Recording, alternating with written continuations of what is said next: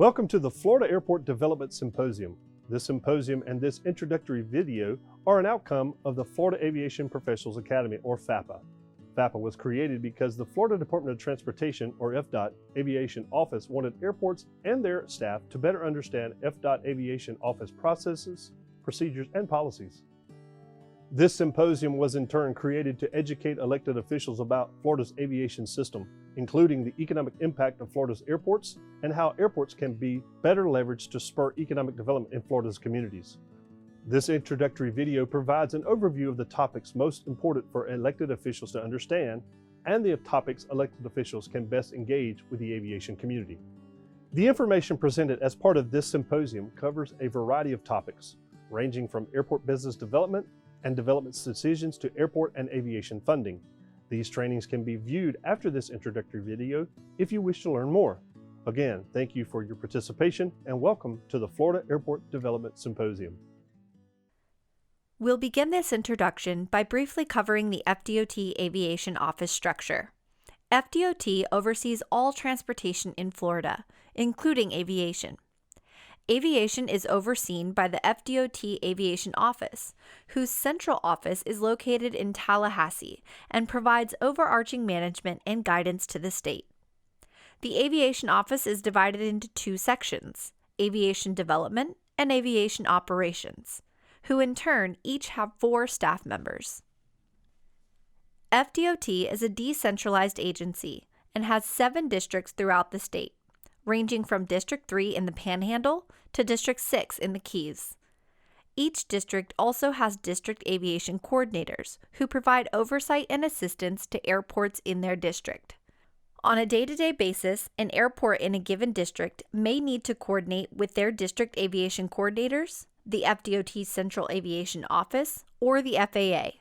Therefore, understanding this organization is crucial to maintaining airport operations. Florida offers the most dynamic and progressive aviation system in the United States. The state's 130 public-use airports support millions of aircraft landings and takeoffs, or operations, each year. Aviation in Florida supports the economy as well as promotes safety, resiliency, and security of the state's residents, visitors, and businesses. Airports support their surrounding communities in a variety of ways. Florida's 20 commercial service airports provide access to flights for Florida's residents and visitors to the state, as well as supporting services such as air cargo. Although you may not be able to catch a flight, the state's 110 general aviation airports provide crucial business, medical, agriculture, and other access for communities from the densest cities to the most rural towns. Learning what your local airport has to offer is crucial for understanding how to leverage it as an asset for your community. In addition, Florida is supported by an FAA Airport District Office, or ADO, in Orlando. Florida is the only state to have a dedicated ADO. So we're here today with Jim Dean, City Manager with the City of Marion, and so thankful for you to be in to talk with us today about the Marion Municipal Airport. And so we're just going to go through some questionnaires and some questions and talk a little bit about what Marion Municipal Airport does. So that being said, we'll just kind of get right into it. Okay. So how does Marion Municipal Airport support economic development within the local community here in Jackson County? Yeah, you know, Nick, you're a Jackson County man yourself, so I'm probably not telling you some of the stuff that's not new to you, but the airport was transferred over to the city back in the 60s, and it was an old military base, and there's approximately, there's over 1,000 acres here at the airport. And as you know, there's several businesses that reside within the airport proper, which we call our Marion Airport Commerce Park. And those businesses employ people. It is a revenue source not only for the city of Marion, but also for some of the citizens that work out here at the airport. We also, on the 1,000 acres, we have a 250 acre plus or minus certified site that was certified by in conjunction with a project with Gulf Power. And we're, excited about that because it will, we've gotten some looks from people because people are looking for those certified sites because it is shovel ready supposedly, and all the due diligence work has been done. So in multiple ways, we have existing commerce out here. We also, with the certified site, are bringing in people to give us a look and maybe hopefully land a project in the future. Absolutely. Public use airports in Florida can receive funding from a variety of sources. The most prominent is perhaps the Fdot Work Program. The Fdot Work Program is a 5-year plan developed and maintained to maximize the department's production and service capabilities. The work program is funded by the State Transportation Trust Fund, which contributes a minimum of 15% of its revenue to the Office of Freight, Logistics, and Passenger Operations, which includes the Aviation Office. Airports must have projects in the capital improvement section of their approved master plan in order to have a project funded in the Fdot work program. The Fdot Aviation Office oversees the implementation of the work program through the Aviation Grant Program, which can provide up to a set percentage of the project costs dependent on the type of airport and project type.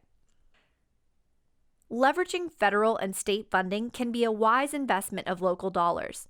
However, this funding is also subject to grant assurances, which prohibits the diversion of airport revenue for non-aviation use.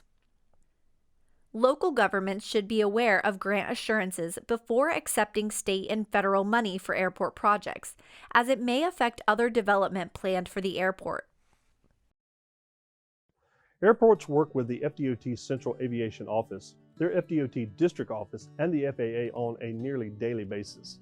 Airports must get their airport master plans and airport layout plans approved by both the Fdot and the FAA. Airports coordinate with their Fdot district offices in order to submit projects for work program funding and also participate in statewide and FAA projects and programs. Airports are also responsible for representing the needs of their on-site hangar tenants and businesses while still juggling their responsibilities to their local community and state and federal government. Airports are most successful when they are supported by communities that understand the many roles an airport must play.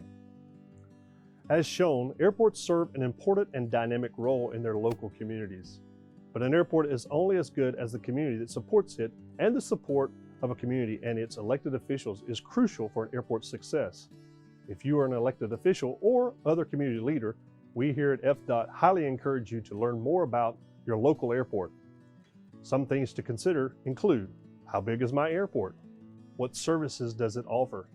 How does the airport contribute to my local community? And how my airport may be leveraged as an asset to increase economic and business development in my community. If you're interested in these topics, we encourage you to check out the CBTs developed as part of this symposium, which go more in depth on these topics. Thank you again for watching this introductory video for the Florida Airport Development Symposium.